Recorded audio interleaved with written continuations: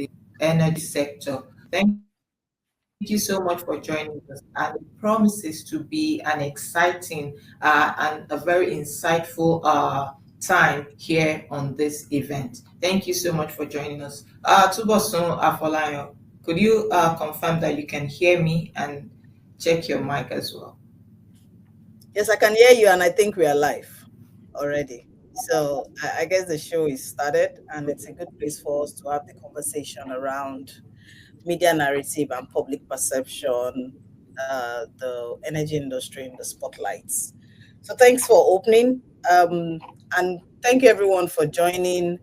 This is a long time coming for us at PROALLY. We have had last year a long series of conversations and different topics really focused on, in retrospect, I think it kind of focused more on building soft skill in energy professional.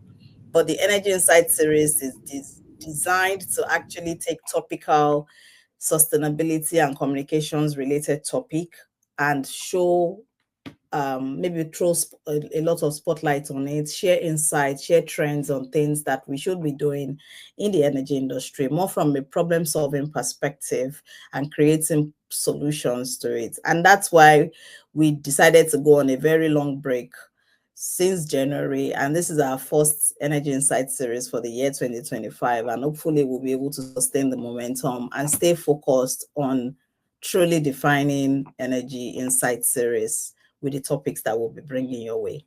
And that is what is informing today's topic, which is the energy industry in the spotlight, media narratives, and public perception. So for those who joined us and who will be watching this recording later, this is coming from a conversation we had at the Society of Petroleum Engineers session, where there was a lot of conversation around media narratives, how the energy industry is shaping up. And really, media narratives translate to public perception. What do people think about the energy industry?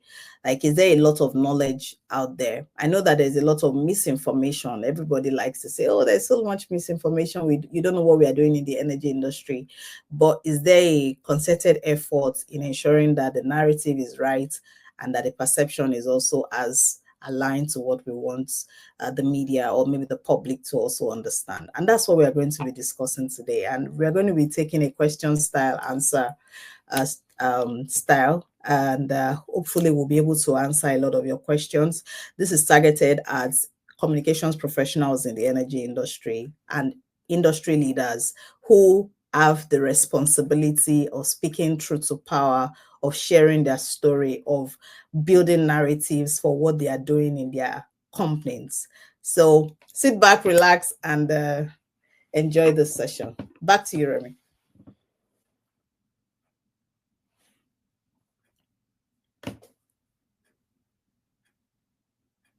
Remy, I hope you can hear me.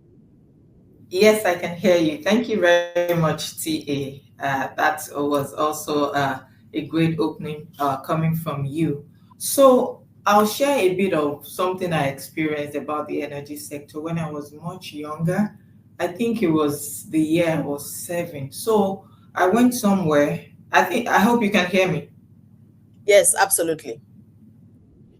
Yes. So I went somewhere in the evening. So it was like a bar. So some guys came in, young guys, maybe they'll be around 30, mid 40s. So as they came in, somebody now said, I want oil and gas. That means these are oil and gas guys that they are loaded. I said oil and gas. What exactly do they do? They just said oil and gas, oil and gas. So it seems that there's like a secrecy around the industry, even from me who didn't know so much about the energy industry. So that just gave me some kind of, is oil and gas national security? Or why is it that there's really no, we're not hearing, I mean, details about that industry in the media so much? So I'd like us to also share with the viewers, those who are on this event today, that they are wondering as well, what's this secrecy about? In fact, somebody said on that day that they only work for like 5 years because there's so much money there. They don't want them to be exposed too much, so they just work for 5 years, and then after that they pay them off real big, and that's how they're spending so much money. So what's it about the industry that we're not hearing, I mean, so much about it? And what is this the perception supposed to be? What's the story? Is it national security that we don't need to know what's going on in that industry? We don't need to know how it relates to us, who are the consumers of the products of the energy industry. TA, Right. please. Yeah, and I'm happy where you ended as is it you are the consumers, like the general public is the consumer for the oil and gas, as you put it. But we're going to use a generic term today, and that generic term today is going to be energy. So it is the power that people light up, that lights up people's life, that lights up the houses, that powers the economy, that really determines what's the differences or the main differentiation between an emerging economy and a developed economy. So what you have highlighted is really the danger of letting other people tell one story. So the media perception around oil and gas really starts from an obscure science perspective. There is, oh, it's STEM, it's science, technology, it's engineering and math. So it's a lot of hard stuff and it's difficult for people to understand. So you then find the professionals not even wanting to really simplify the work that they are doing and speaking to themselves more often than not. So that leads to lack of understanding of the whole subject of energy, but more importantly is even how this is generated and how this is so important in shaping the livelihood of an economy.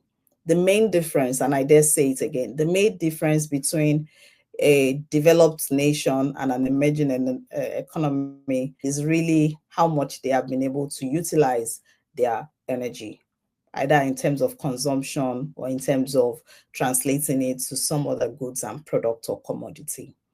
So why oil and gas? Why is oil and gas or energy? And if we can use a Nigeria example, very, very obscured. Interestingly, in Nigeria, when people say oil and gas, they actually mean downstream. They mean petrol station. They mean filling station. They mean the attendants who is pumping fuel. And they are actually oil and gas, but they are just one subset of oil and gas.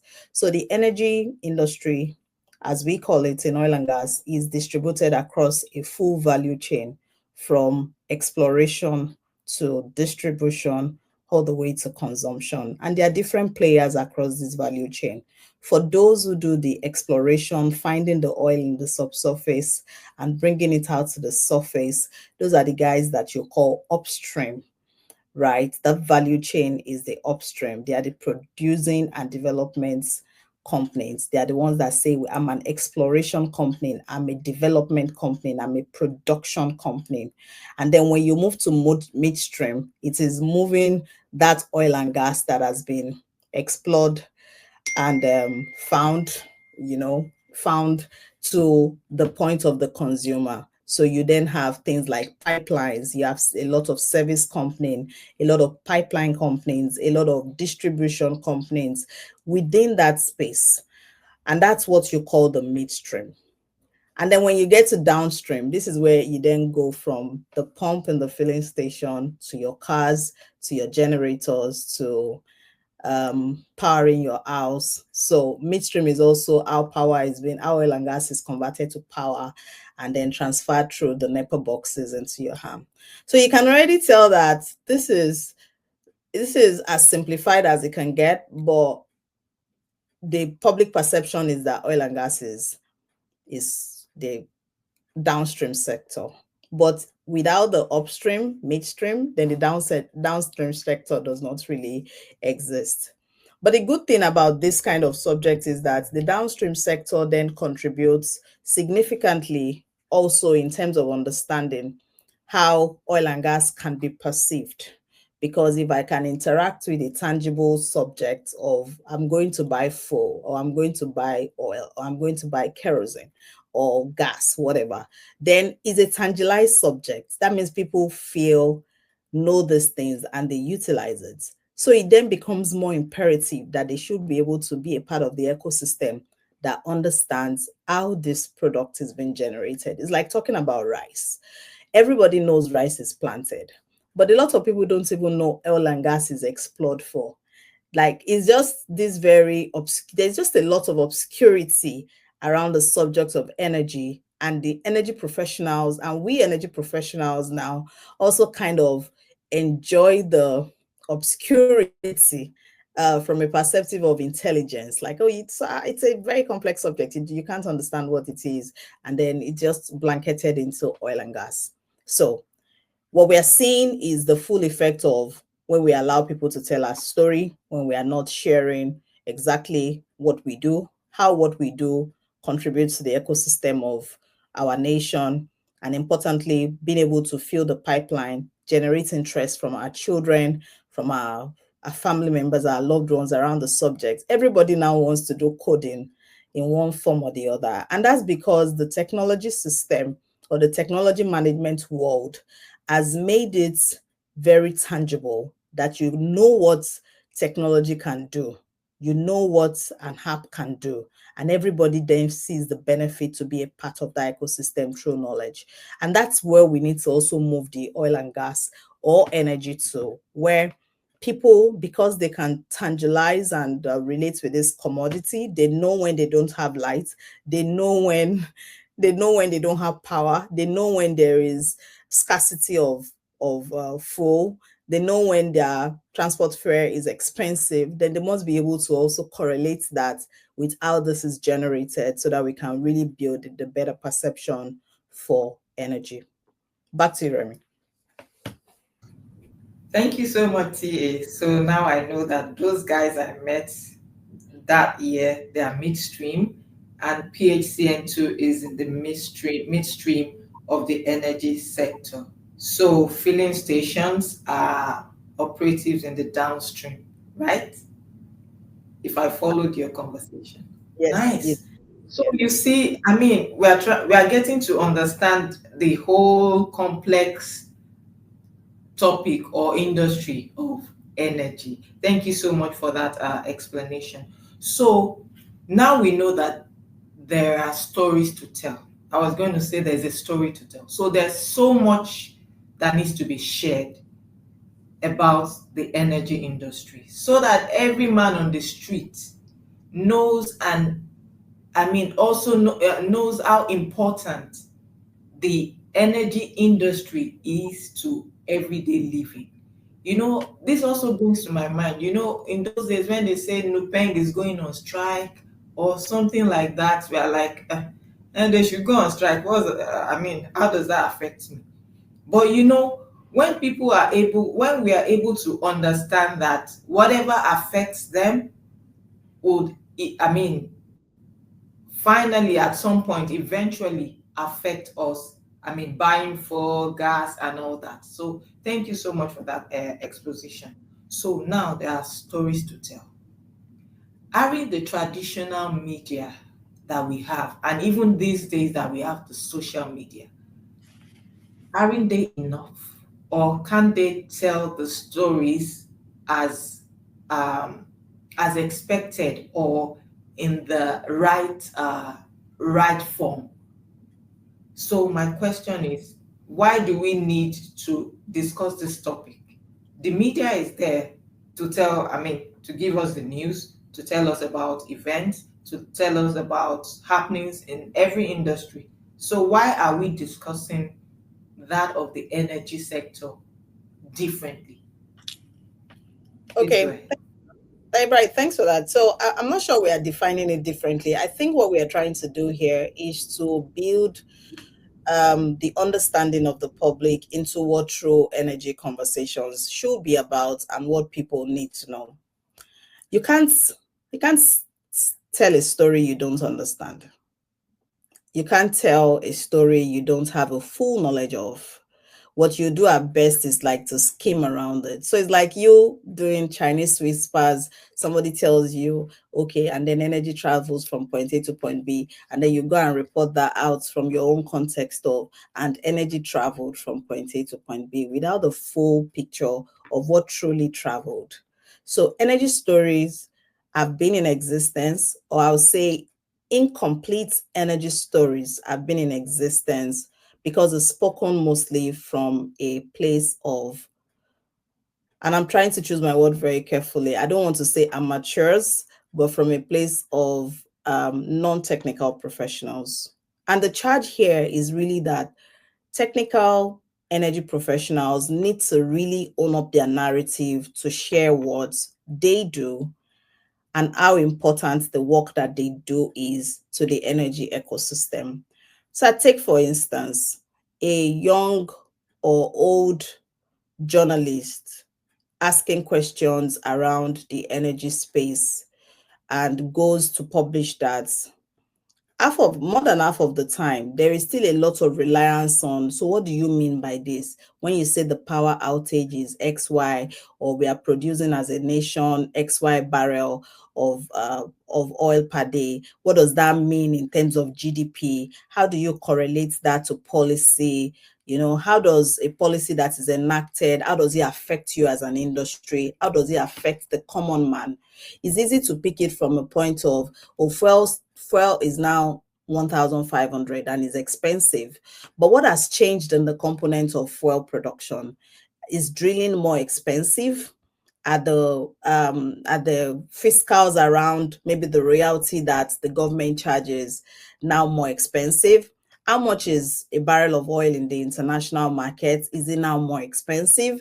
So that we give context to questions that the public have, and we are also able to douse apprehension around why things change. And I don't mean that they have to be expensive for it to change. It can also be us saying, okay, the gas market now is now getting a lot of investments, then we should be able to produce gas, or we should be able to refine gas better.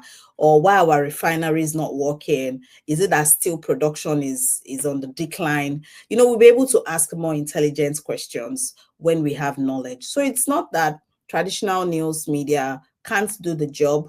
The charge here again is that the full story needs to be shared, both from an exploratory perspective of how policy affects production, how policy affects investments, how policy affects even the lifeline of an economy. This is what, if we take a case of Nigeria and a lot of Africa economy, the oil is like the biggest commodity that they trade. So if they are not producing, or there is no development around your oil and gas sector, then you can be sure that there's going to be a very high level of inflation that would affect food, that would affect everything, school fees. Everything is going to skyrocket. So it's that level of understanding that a company like ours at PROALLY is trying to infuse into the ecosystem of media narrative and public perception, so that we shape from a very holistic picture of, this is the full picture of energy production, and this is how it affects you as a person. Thank you so very much for that response. The picture is getting clearer now. So now we know that there's so much, maybe I should use the word secrecy, or there's so much there's less of information about the goings on in the energy sector. And like you rightly pointed out, the media, the traditional media, does not have the true picture or the full picture of what is happening in that industry. So they are limited in how they present news and issues about the industry to the general public. So, what is it that energy practitioners should be doing to ensure that the narratives and the perception of the public about the industry is more is balanced because they have the whole of the information. You know, just like the example I gave about they are in the oil and gas, they have so much money, they only work for 5 years, and after that 5 years, they just pay them off so that they don't get too, I mean, too rich or something like that. So, what should the energy professionals, including yourself, what are the things that can be done to ensure that the entire public understands the chain and the processes in the industry? Right. Thanks for that question. And I think this kind of links between also how a brand also positions themselves for, number one, to even share their own strategic values. Like, what are you in business for? Why should people know you? Why should I do business with you? Because it's mostly B2B, like people transact, develop their oil, and then transact it on an international market. There seems to be a lot of disconnect with the global and I dare say sometimes, most times, local reality. But what can technical professionals do to share the story? And the first thing for me is really being able to clearly align their messaging with their priorities and their core purpose of being in business. So, what do I mean by this? Your messaging should not be only to yourself, because the yourself, and when I say yourself, I mean your industry is just one stakeholder. You still have a lot more stakeholder than just the ecosystem of energy. You have the public who uses your byproducts. You have other people who kind of work with you, either from a contractual or a support system perspective, who can also help, who also helps you to develop this. So they must be able to see that your message align fully with your core purpose and your priorities. So being able to share, this is what our brand is about.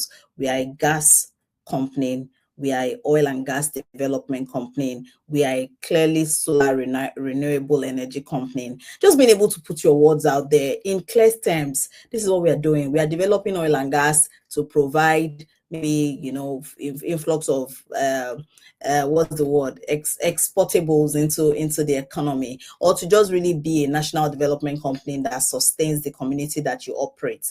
Being able to clearly string what you are doing in a clear message, I think, is the easiest thing. Even for people who say, oh, I'm a geologist, or I'm an engineer. Okay, what does it mean to your grandmother that you are a geologist? What does it mean to your child that you are a geologist? Like, to be able to say, oh, I am actually building conceptual models, similar models that mimics the subsurface where people can find oil and gas. That's what I do. So simplify your messages.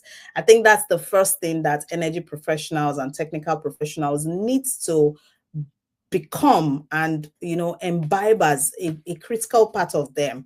It's not the more difficult we make it appear, the more challenges we have in the future. We currently have already a talent problem in the energy industry, where there is a complete set of the 40 plus who are completely cut off, either out of disinterest, but that's a story for another day. But my point is simplifying what you do, that your grandmother understands, that your child understands. If you're a carbon expert, what are you doing? Oh, my job is actually exploring how we can remove carbon, or how we can reduce carbon from XYZ production.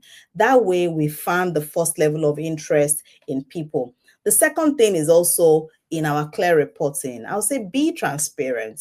I think the fact that we assume that this is obscured or is complex, let me stop using the word obscure, that is complex knowledge. We don't even try to make an attempt for the public to understand it. So be transparent enough to share what your company is doing, report your project, report progress, report shortcomings, share as much as possible, not only when you have a crisis, and not only that you're sharing, you're winning an award and all that. What does that award translate to? What has your company done in the ecosystem that you have found yourself? How are you developing your oil? How is your oil development affecting the lives of the people that are working with you? How is the growth curve in your organization? How are people emerging to become better better person or better professionals? Who are you sponsoring? What scholarship are you doing? I mean, they are really nice when you really eat on the soft side of what your business is doing. But there's also that imperative for you to be transparent in what is also not working.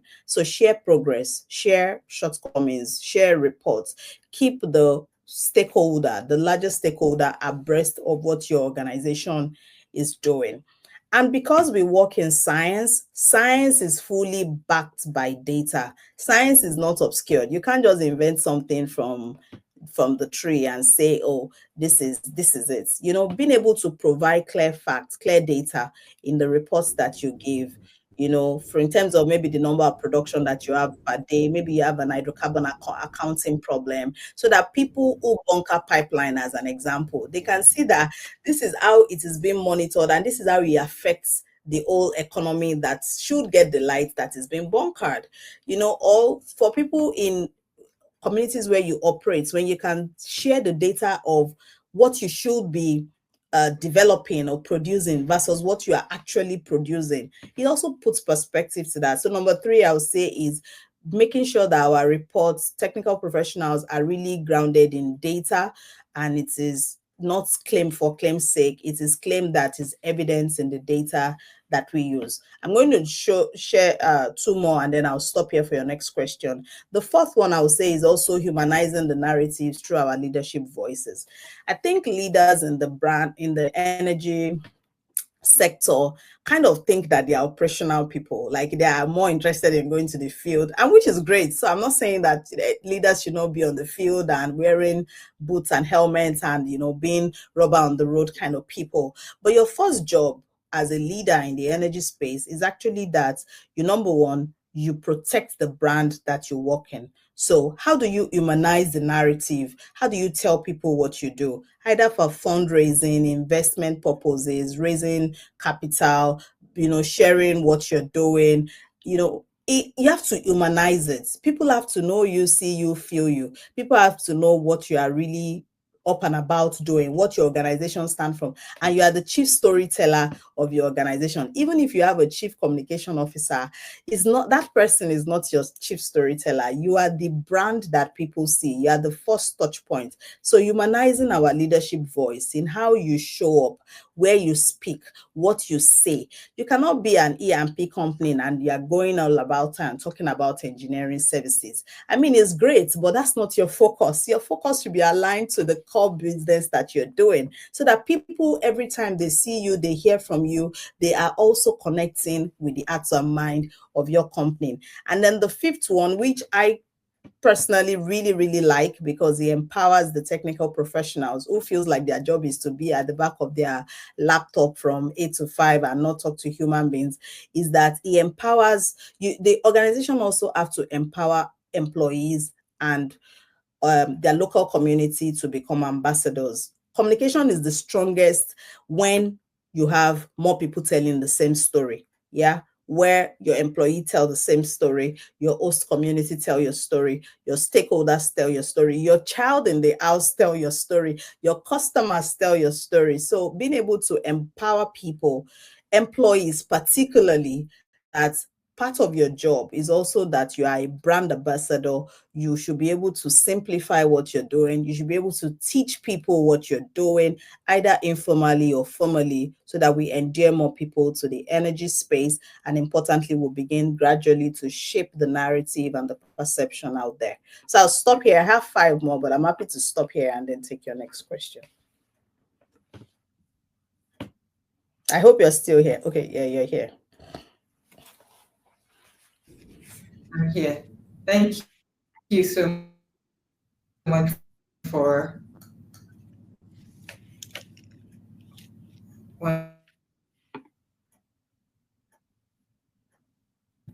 yes, thank you for the exposition. Thank you for sharing so much. From what you said, the number fourth and the fifth point actually, I mean, humanizing what you do.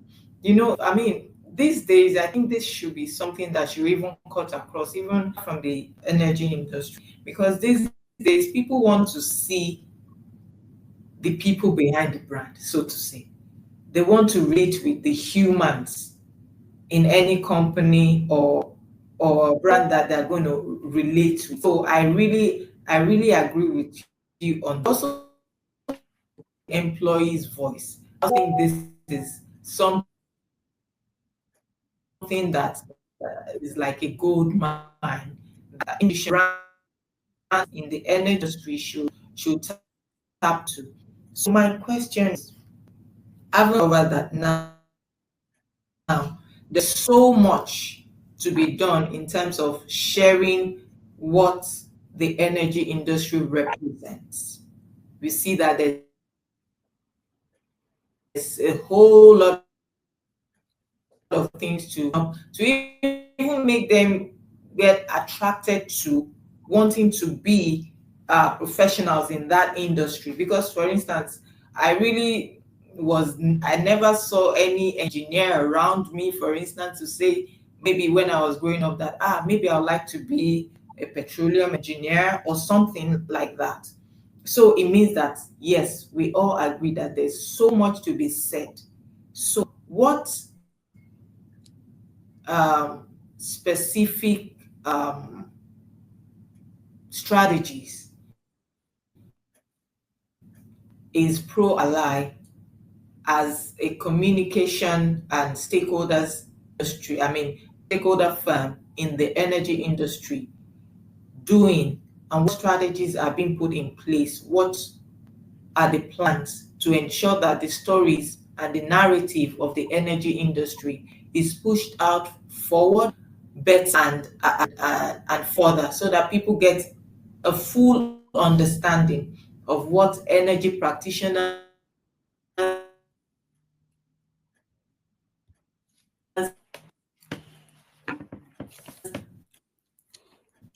Okay, your network is breaking, Bradley. So let me are, help here. Okay, I don't know if you hear me, but your network is breaking, what it Bradley. means to, how do we what does ProAlly put in? Oh, It's okay, can better you now. hear me better now? Yes, yes. Yes.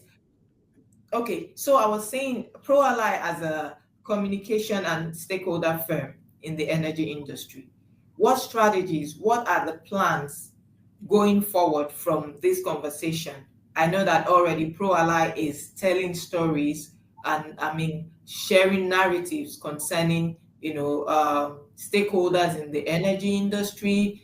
ProAlly was at SPE, was at NAPE at 50, and we consistently ProAlly shows up where it matters. So what are the strategies, what are the plans that ProAlly has in place to push this narrative further and to spread it more and to encourage practitioners in the industry to show up for themselves because they're really doing great work? Okay, I'm going to answer your question, but I see my good friend here, Adon Mott, and he's asked a question around transparency about failure being human, and is it possible at a corporate level? In the energy industry, Adon, I know you agree with me that failure can be like unreported failure can become first an issue, and then it becomes a crisis. So most times this crisis ends up damaging the reputation so badly that organization can't even recover from that. And this is why, importantly, I think leaders need to humanize their story. When you humanize the story, it's not always around the Prince Charming coming. Sometimes it's the red right with the wild wolf coming. Sometimes it's not happily after, ending after. It's because we are human, exactly. It's why we must be able to really be transparent and have data backed storytelling style and encourage our leaders that, like you put it rightly, failure is human, but more importantly, transparency about failure is more important when it is data backed. And is it possible at a corporate level? I think yes, because the cost of it being exposed to the public from a media leakage perspective is even more costly. And there's been a lot of organizations that have suffered this because Internally, there's always the problem of communicating properly. And then when it becomes an issue, we try to like maybe fix it with a field process. But if it is not fixed properly, then it becomes a big crisis. And at that point, it doesn't even matter what corporate thinks. It's the whole industry, it's the whole ecosystem, it's the whole stakeholder, it's investors pulling their money out. So it becomes really costly. So yes, it is possible at a corporate level so that people just don't disappear, or all of our energy stakeholders and practitioners just don't disappear because they don't want to share transparently about their failure. So back to Remi's question around what we are doing as an organization and how can we even encourage other players in the ecosystem to support this Lord's work. I think the place I like to start from is that storytelling is going to be the number one tool for any organization to achieve results. Either you're raising money, either you're trying to shape hearts and mind, either you're trying to build employee engagement index, either you're going through change management, you're going to employ very strong storytelling tools that will share your message in very clear terms. So it's not storytelling like being dramatic. It's really bringing clarity. It's really simplifying what you're doing to to drive outcomes, to drive outcomes. And I'm emphasizing the word outcomes because sometimes we think of the numbers of people who hear the story, but we should instead be thinking of the number of people whose actions have changed because of the story that we have told. And that's why I gave the example of the leaders leading with very clear storytelling, humanized approach to storytelling. So that's one thing that we are doing at PROALLY, is really empowering our clients and all of our partners that we work in socializing their initiatives. When we say socializing, a lot of people assume that, there's serious and then there's socialized. No, so it's not an opposite of serious, or like, oh, when you say, oh, I'm socializing this initiative, then it means that I'm making it on serious. No, it means that I am democratizing it. I am creating more opportunities for knowledge. It means that I am simplifying it. It means that I am, ensuring that people understand it.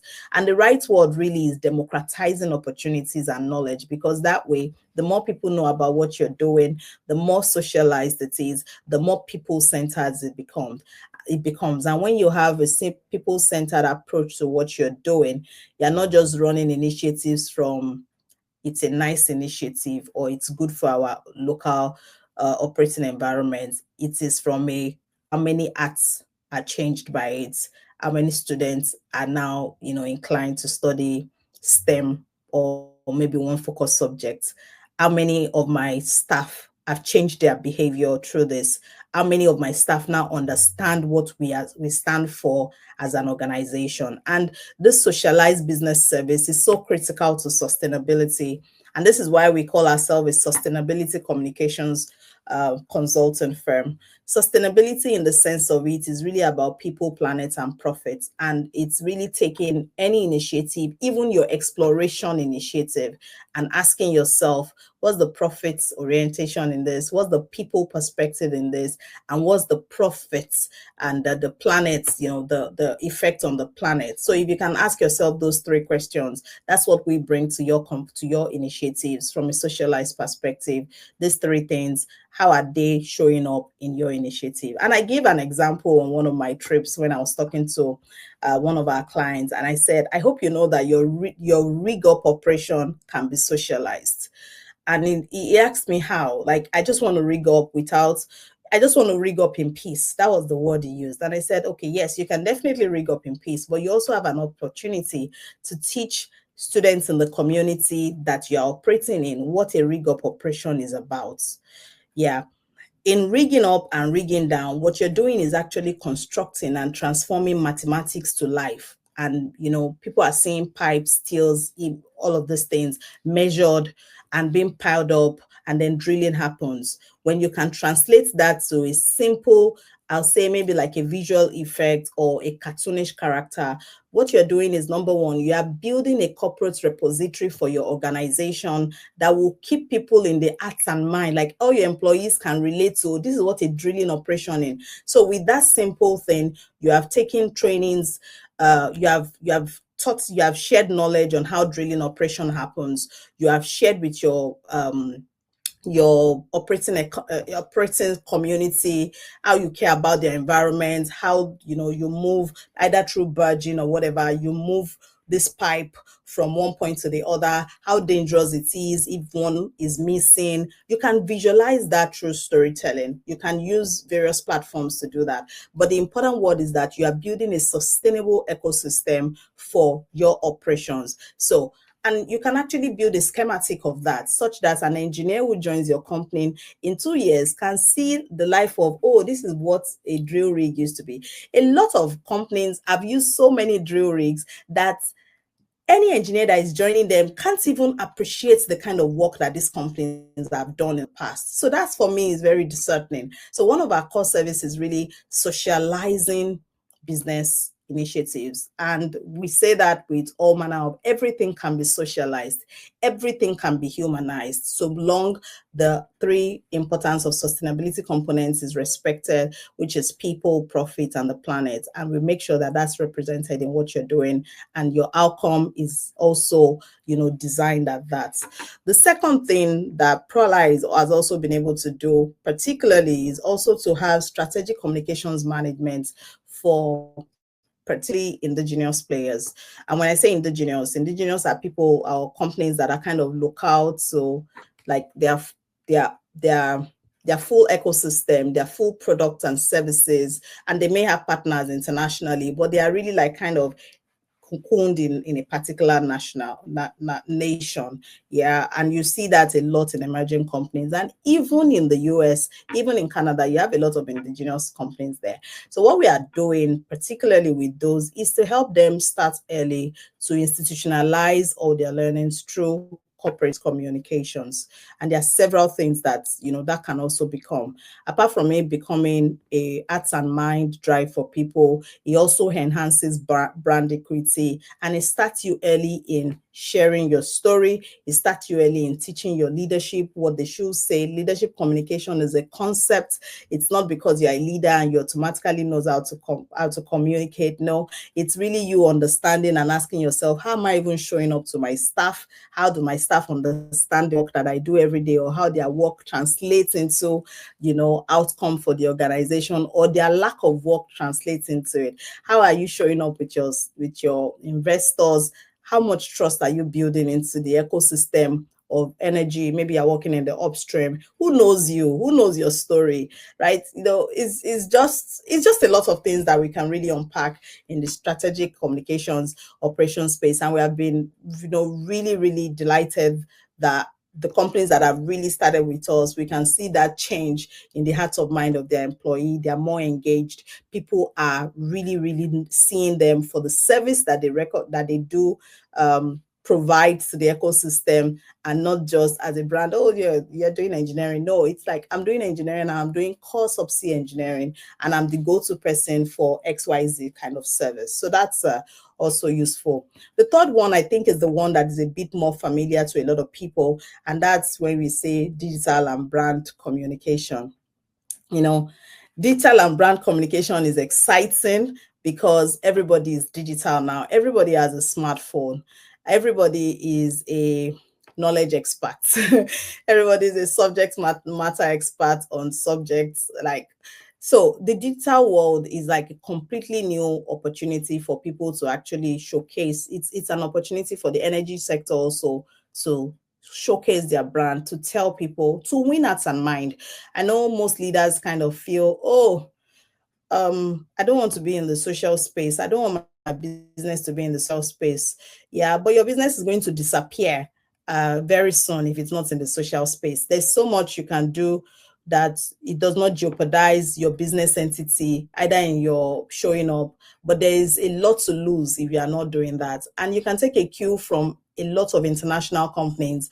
The reason why they are constantly international, and they have remained so in terms of profits, in terms of people, attraction of talent, and in terms of even global and maybe more territory dominance, is really because they have made brand protection as a core part of their work. So your brand management is not only because you want to show up in the digital space. The digital tool is one way, but there are so many platforms that you can use and utilize to build your brand and protect it.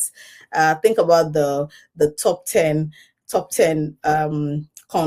10 companies right now. They are mostly companies that are really right in your faces. They are here in the social space, they are here in the traditional space, they are providing commodities that you use, that you can feel, you can tangibilize. I mean, these guys have tangibalized cloud service. Think about that. The tech world has made cloud service so relatable that even though a lot of people have never seen a cloud storage before, they just kind of have an idea, oh, I'm storing it in cloud. I'm storing it in the cloud. So how much more we that are drilling oil and gas wells every day, and we can't even be able to socialize that. So those are the three things that have served as our own very core engine for growth, for being able to support our clients with sustainability communications, consulting, and really exciting times for the energy sector. So I see a question here from Aiden. If I can take it, Remy, it says a common Please go pain ahead. A common pain point in energy sisters industry mining is that emotional storytelling. Storytelling that has a chance to shift public perception is thrown out by corporate and legal department, rightly so. They are also concerned about share price, content that causes resonance, and wider engagement is seen as potentially harmful for their stock price. It results in boring, whitewashed content. Does this happen in the energy sector too? If so, how would you get around this challenge? I think anything that has to do with public perception would be challenged by legal. Anything like legal, kind of think differently, and shaping at some mind kind of think differently. Legal feel like protecting a brand asset is all around, just the corporate identity, and ensuring that partnership are signed, you have clear proposals, just to go through all of the I's and the T's. And that's a strong part of corporate identity.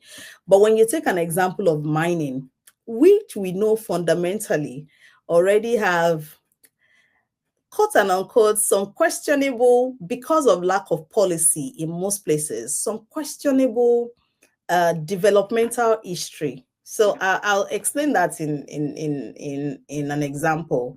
So there are a lot of illegal mining, illegal mines, open pit mining that most times the governments are not even regulating, because economies kind of grow differently. If an economy is not growing as a mining economy, most times people in mining can just get away with a lot of things. So definitely when you put out such, like when you try to brand such an organization, you're already whitewashing it. So the fundamental thing to really start from is to ask the organization if this is their mode of operation that they want to live with, and if they are proud of it. Like, because I want to use an example that is very, very controversial, like, but I'm going to use, the Don Corleone family. When the Godfather started, even though they started in a legal business, there was this deliberate, oh, we want to become legal. Yeah. And in their becoming legal, a lot of things happened. But the point is, there was the zeal to become legal. And I'm not saying mining companies are illegal. I'm just saying, peradventure, there has been instances where maybe the core strategy has not been backed by policy. The organization first needs to go back to that fundamental and ask themselves, how are we shaping up when it comes to people, profits, planets? Every organization must be able to ask themselves these questions across these three streams. And particularly mining, you need to be able to ask yourself, how am I shaping up? That you have done something wrong in the past does not mean that you have to continue keeping wrong. And importantly, most of them even are not even doing wrong. But the whole idea of conceptualizing, this is how we are sourcing for lithium, if I use that as an example, or this is how we are sourcing for ruby, or we are sourcing for, all of this earth material, the fact that number one, compensation is low, that needs to be addressed. You cannot be sourcing for a rare earth material and you're compensating people that are working with you not to have economic independence. That's itself. So we really have to start with the corporate brand ideology behind an organization. I really feel like this is where the conversation really needs to start from. What's your corporate brand ideology? What are you in business for? Yes, we may have been doing business in a certain way, but is it sustainable for the future that we are in? And then by default, if your operations are not sustainable, it really just takes a matter of time for the real story to be out. And then the share price that you think that you're protecting still also gets beaten down. So I'm imploring organizations that need to go back to their brand ideology to really challenge, how can we reverse the trend how can we reverse the trend of what we have been doing wrongly, and how can we progressively build for better.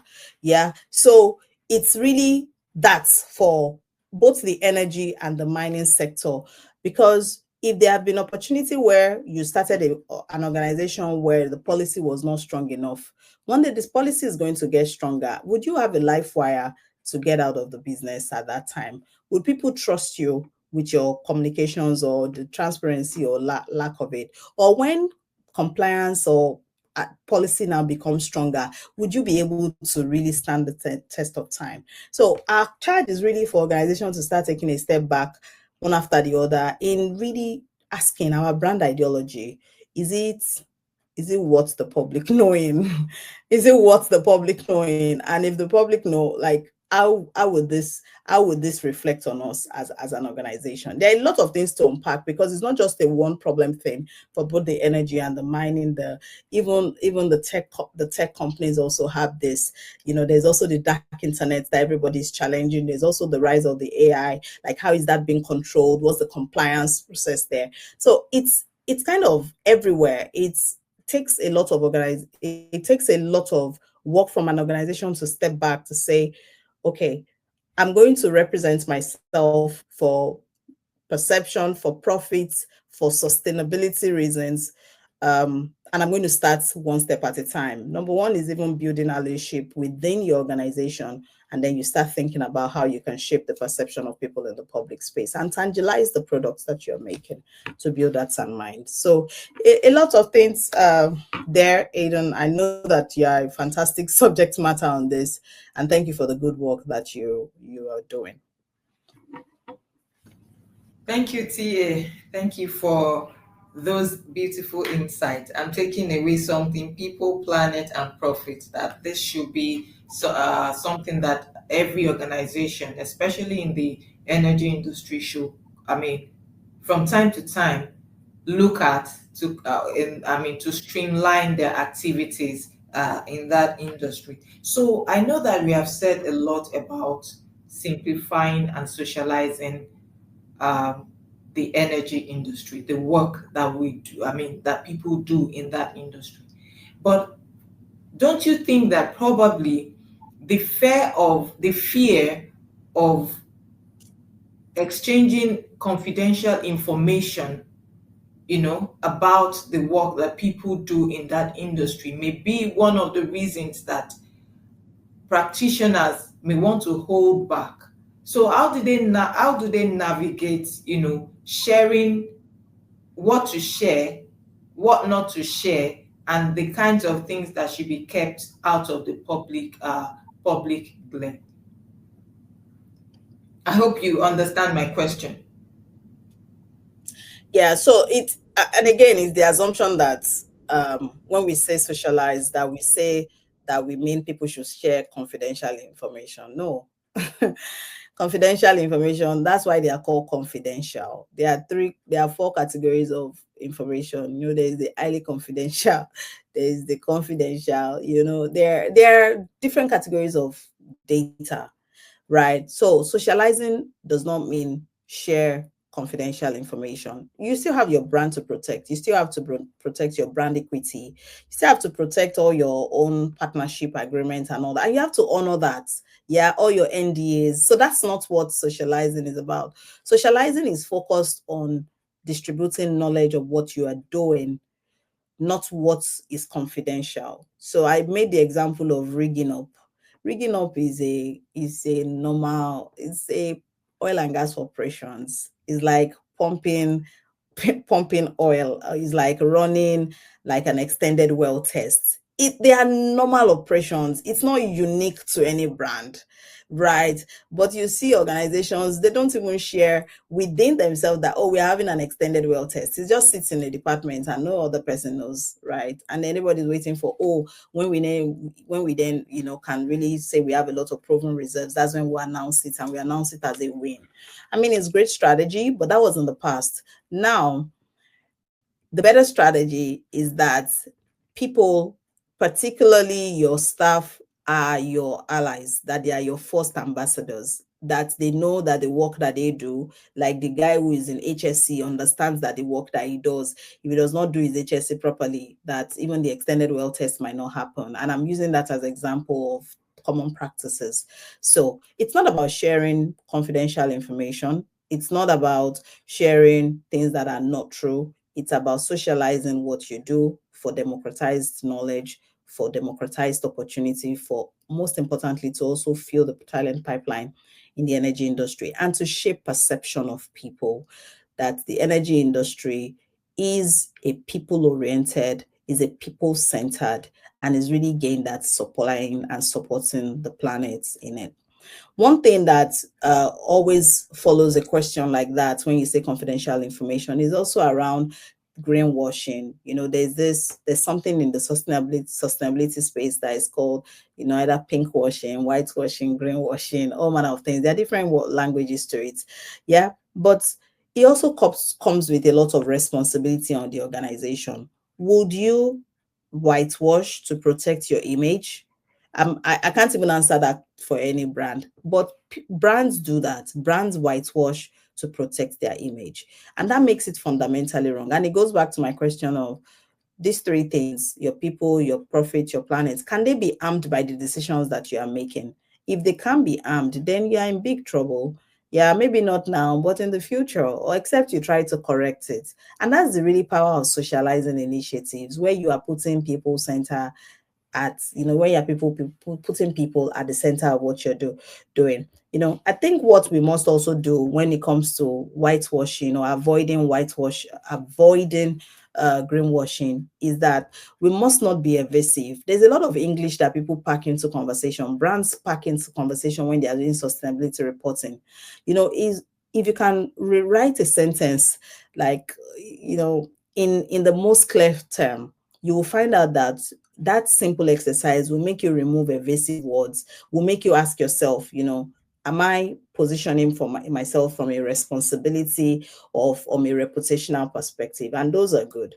Responsibility implies that I'm a responsible organization. Reputation implies that I am protecting my reputation, whether good or bad, right? If you do responsibility only, oftentimes it's great. But if you do responsibility and reputation only from a positive reputation enhancement, then it's better. So those are the two questions that we must ask ourselves, so that whitewashing does not become like second nature. Oh yeah, we are doing it. Oh yeah, we have diversity. Oh yeah, we have 100% women in middle management. Oh yeah, we are providing tablets to students that are working in our host community. Oh yeah, you're providing tablet, but do they even have power? Right? So at the end of the day, what's the value of the tablets that you have provided? Why don't you just instead take them into a school or build a school for them? So there are so many ways that organization can really sharpen their ESG and sustainability narrative that is different from an attempt to whitewash or to just protect your reputation at all costs. So really, framing climate um, facing claim so framing the concept of sustainability requirements as a risk is also a problem. Like we have to frame it from from a responsibility perspective. Organization must feel that inclination of I'm responsible based on the actions and the activities that I'm doing. So when you put responsibility forward and you come up with a cap of I'm responsible for this, it's easier that, oh, I'm just trying to manage my reputation around this. Back to you, Remy. Thank you so much, TA. So I'm learning a whole lot. Greenwashing, whitewashing. I'm putting those down to read up on them. So the energy industry, as we have rightly said, that there's so much to tell, there's so much to share. You mentioned earlier about AI. I'm wondering, okay, for drilling wells, would robots take over drilling? Would I mean, what's the role of AI right now? And can we even in the energy industry take advantage of the new technologies and AI to tell stories that matters and to even improve on processes and narratives? Right. This is interesting because sadly, AI actually started from the energy industry. But again, because we don't tell our story, AI is now supposedly a new term that the world is just grappling with. The energy industry, I've used so much technology, I've used so much artificial intelligence, I've used so much machine learning that you can't even imagine how much of growth technology has been imbibed in how we develop the energy industry. Again, you already see that nobody's talking about these things. Nobody, AI is not an independent, it's not a new concept. It's new from a public perspective, but from the energy perspective, it's not new. We have been using machine learning to build models for a long time. We have been using, we call them neural network. We have been building conceptual models on machine learning, on trained algorithm since forever. Artificial intelligence has been a part of real-time well monitoring, where there are tools in the subsurface where you can actually see what is drilling and you don't have to be on the field. So it's not particularly new. It's really more like the tech world is kind of catching up with the energy industry on the use of AI. So AI is definitely a strong component and a strong part. So let me not streamline it to AI. I would say technology is definitely a strong component of the evolution of the world, but it really started with the energy industry. So it's right to say that the energy industry would continually have use AI, use technology to enable their processes, but it's not like we're just starting. We've been doing that since forever, forever. Yeah.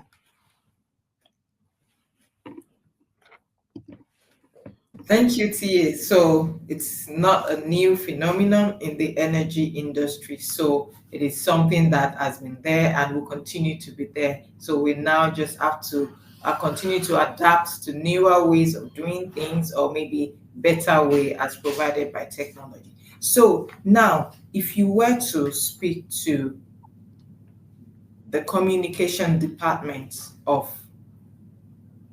multinational or even indigenous energy industries, what would you say to them that they should be doing to ensure that the good works, the complex work that affect everyday life, I mean, every man on the street, that makes our life better, that provides power for us, that powers the solar, that that provides the fuel that we use, is told in a way that everybody understands and appreciates what the professionals in that industry are doing?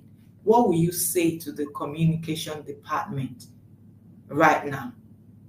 Okay, so that leads me to sharing my screen, and is an interesting one to share because I have here 10 principles of energy communication. So thank you for asking that question because it's a very insightful question. Please let me know when you see my screen or if my screen is up. Do you see it? Not yet. Not yet. Okay. It's coming up now. It's up. I can It's up. see. Okay. All right, so we have termed this the 10 principles of energy communications, because a lot of energy communication professionals in the energy sector, they struggle with, okay, what stories should we share? Like what should we be talking about if we are not talking about the CSR activity and where our leader is shaking hands and hugging people? Pardon me, what story should we tell? I think really the principles is encaped in this. Number one is really ensuring that your communication is aligned with your business strategy. There's a reason why it's called strategic communication and not effective communication. Strategic communication is aligned to strategy. Effective communication is that it's doing what it's supposed to do. But the word strategic is inherent in effective. So effective is inherent in strategic. So when you're strategic, you would be effective. But when you're effective, it doesn't mean that you're strategic. So you must first align your communication with strategy. The second thing is that, and we've discussed this today, is transparency and honesty.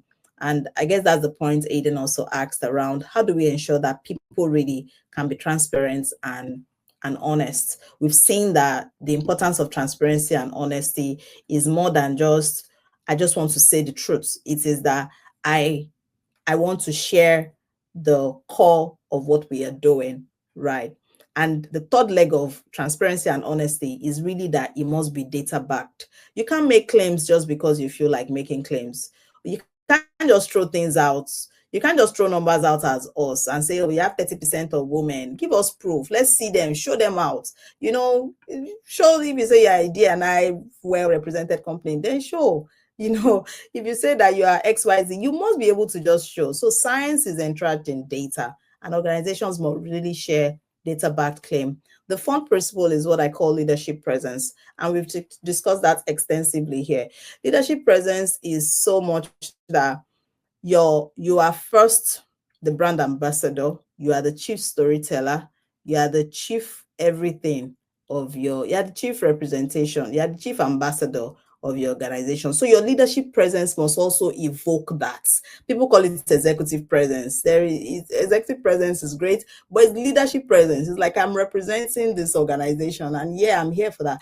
And I can think of people who do that. Like even the mere thinking about that is really so nice, of organizations who do that so perfectly. The fourth one is also building your employee and community voices. Your employee must be able to sing the same song. You must all be singing from the same choir, from the same hymn notes. Like your employee cannot be one in one direction, you are singing another direction. Everybody must be aligned. This is what we are doing. This is what our organization is about. It must be clear and crisp from even, if I can use the word, your non-executive staff, from even in the emerging world, there are people who gatekeep your security men. They must be able to know. There's nothing obscured about your business. They must be able to know. If you can recruit them in the first instance, they must be able to share. Tell them what you are about. Let them be singing the song everywhere. Let them tell their children, their parents, their grandparents at home. Build some credibility for yourself. Then it must also come in storytelling and visuals. Pictures are great, but visuals are also stronger. Visuals is like representation of what you do.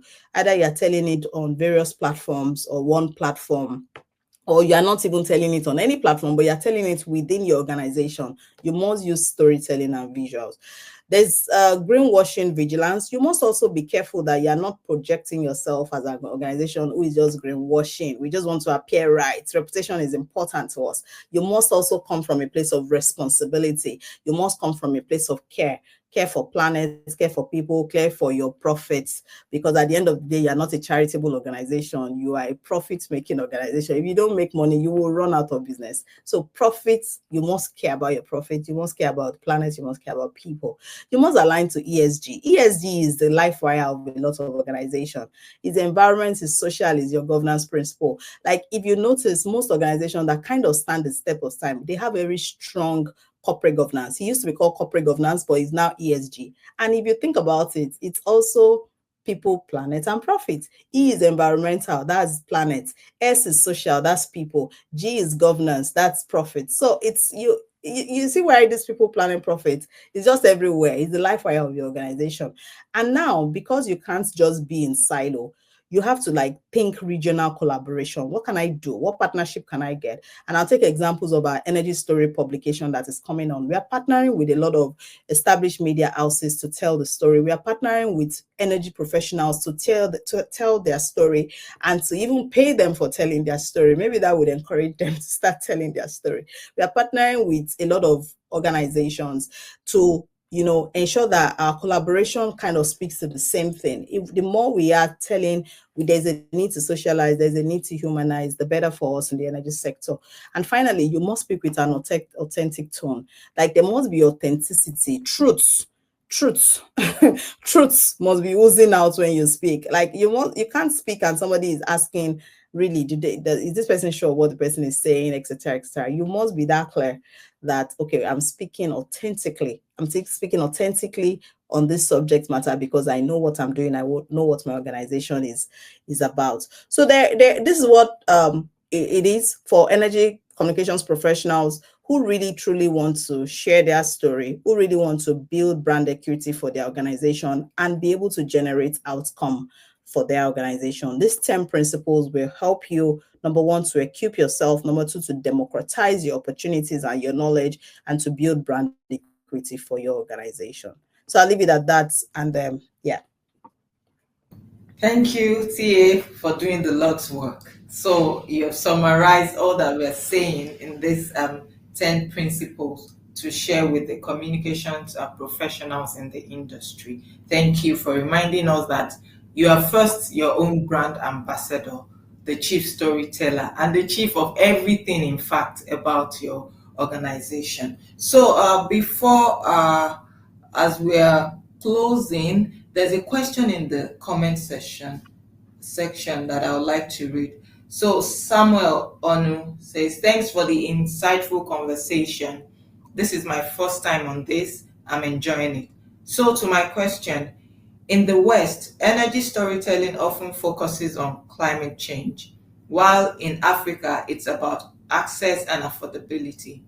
What strategies would you recommend for African energy leaders who want to bridge those narratives and still position themselves globally? So, Tia, that question is for you.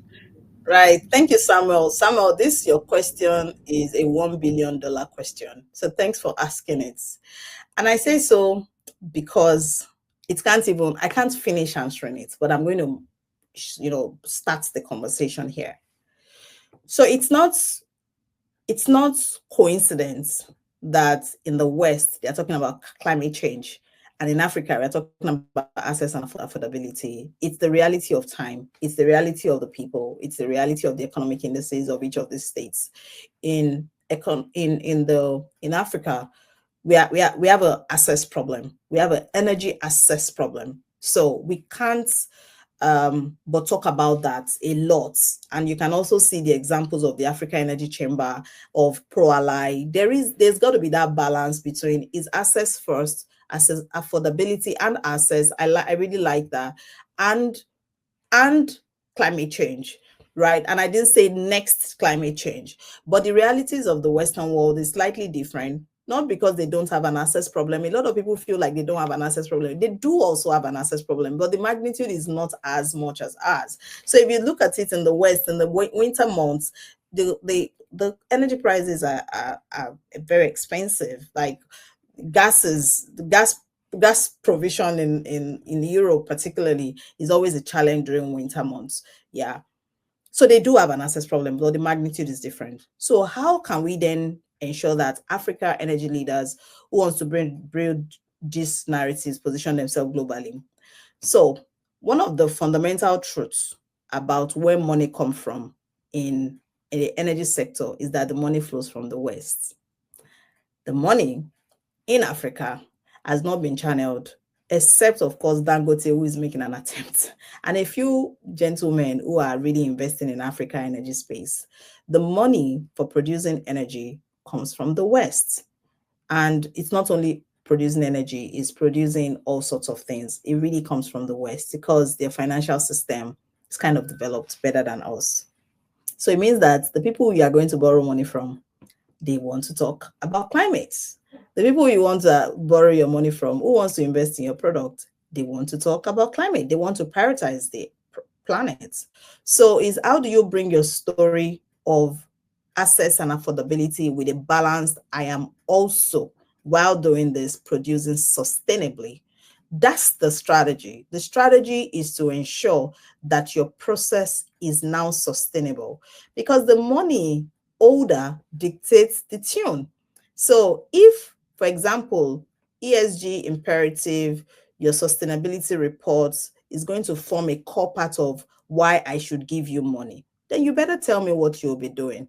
And this is why energy leaders in Africa can not only go ask money because they are doing great sustainability activities. It is also that you are ensuring that you are sustainable in the long term.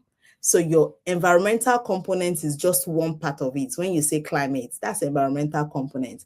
What about your social component? Are you affecting the people that work with you and for you and around you? And what's your corporate governance like? How are you sustainable till 10 years time? How am I going to get my money back? What kind of leadership do you have? Who are the people backing and giving advice to your organization? This is how you must position your story. So your ESG components must be clear from both the people, the planet, and the profit. Shareholders want to make money, regardless of whether they love the planet or not. You want to make money if you are doing any business. So your business must clearly show your money lenders that it will generate profits. And that starts with number one, aligning with your strategy. What are you in business for? These activities that you have lined up to do, you want to drill 10 wells in 10 years. That money, would you recoup it back? Do you have the right pipeline? If you don't have the right pipeline, do you have the right partnership to plug into? Do you have the right people to, form a partnership with? Maybe you put that's a certain proceed of your money together to build the pipeline that then exports your crude or your gas. Do you have a bridging system to move your gas or your oil from point A to point B? Do you have off takers? Is there anyone who wants to buy your oil? Have you tested your oil that the grade is what we want in the international market? You see, you have to really sit around this thing called ESG and dimension it and say, where is the E in this, our business model? Where is the S in it? Where is the G in it? Do you have the right people who, if you run away, and I say that very casually, if you run away, they can hold? Corporate governance is a strong part of energy storytelling these days. And importantly, is who knows you? Like, what's your footprints in the industry? Where have you spoken? How have you shown up authentically? Who can say these people truly know what they are doing? Who have you worked for? Who has given you a chance to demonstrate your expertise? So you have to be able to pack all of that together while then saying, however, my priority is that I want to provide access to, you call it Africa. Yeah, but I have checked all the boxes that you as a money lender needs. So it's got to be a balanced narrative. And this is how you must, as an organization working in Africa, in the South. I've been trying to think of the coordinates in the South. Yeah, must be able to build that narrative together. It must be complete. It must be aligned to strategy. It must be data backed. It must be, your leadership must be going forward. You must be clear with your storytelling. Your footprints must show that you are serious in business. Gone are the days where you will say, oh, I don't want to show up in business. Nobody needs to know my business. Like, everybody needs to know. You're going to disappear if nobody knows about your business. People will do business with you, but just know that there are lots more people that are showing up daily. Like, there's a thing called thought leadership now. Why do you think that's a thing? Because we are living in a world of socialized knowledge. We are living in a world of socialized expertise. We are living in a world of socialized opportunities. So you can't just be in one silo and say, oh, we have a multi-billion business, then we don't need to be in the public because we are not for the public. You are now for the public, by the public, because you are providing services that affect the life of people in the public. Yeah, so that's my response to Samuel. I believe he answers your question, but the strategy is just so multidimensional, but it can be enshrined in what I've shared as the 10 principles of energy communication. And we'll share this out. So back to you, Remy.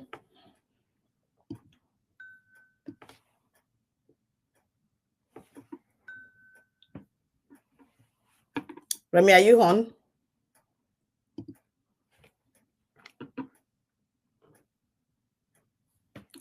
Okay, I think Remy is affected by data or maybe internet outage. Again, which was Samuel's question around access and affordability. Okay, Remy is back now. Go ahead, please.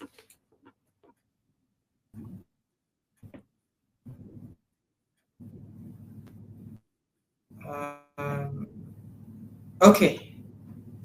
Yes, thank you. That was quite insightful. Thank you, Samuel, for asking the question of climate change. I was going to forget about it, but because sometimes, but how does that affect me? Everywhere, climate change, climate change. But then, thank you, TA, for giving that conversation perspective. That yes, this is an important matter to us in the South as much as access and affordability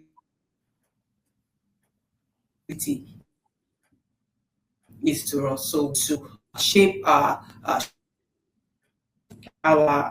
conversation around everything that that and eventually as it trickles down, it affects every man, whether you are an executive.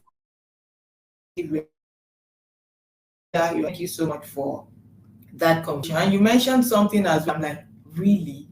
Do you mean that there are places or sometimes in the West that they have issues with energy access? Wow. When you say this to people, a lot of people will be like, are you for real? Is that even possible? We thought it's only Nigeria or in the South that we have issues with access to energy. Thank you so much, TA, for such an insight about the conversations and the perspective and narratives about the energy industry. As we wind down this conversation, are there any last words that you want to share with the practitioners in the energy industry itself? That what tips do you want to give? What advice do you want to give them so that a layman like myself on